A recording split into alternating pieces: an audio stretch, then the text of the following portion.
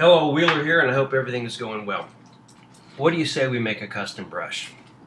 All right, let's do that. So, to make a custom brush, I'm going to go up and open a new file. New. And I'm going to open this up as 500 pixels by 500 pixels, resolution 72, and the background color contents is going to be white. So we got that file open. Over here in our layers palette, we're going to go ahead and we're going to add a new layer. Now I want to make sure, for making a brush, I want my color to be black. Now, what type of brush I want to make? I'm going to make a custom shape brush, so I'm going to go to the custom shapes up here. I'm going to open it up and let's see, how about we make a nice little set of, let's make some musical notes.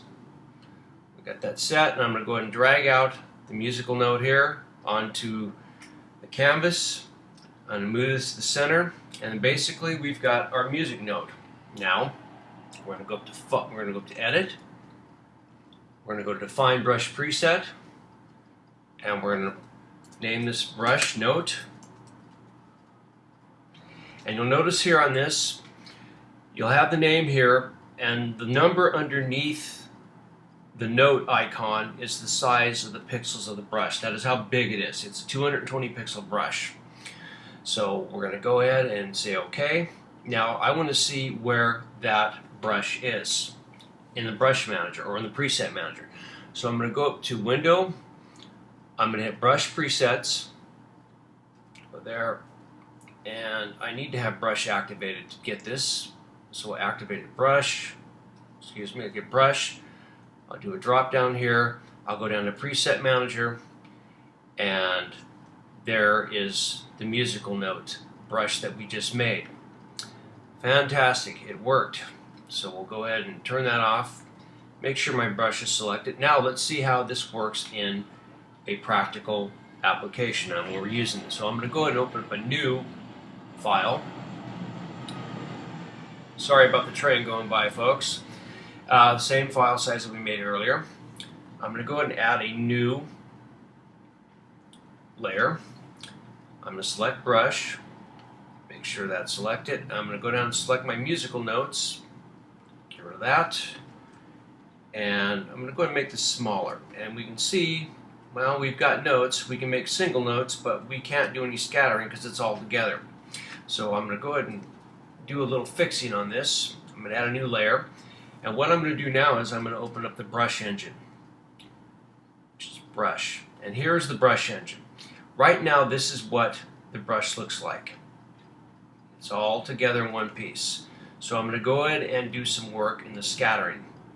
I want to make this scattered. Scatter that. So we can go ahead and we can scatter this around. We can change the jitter count.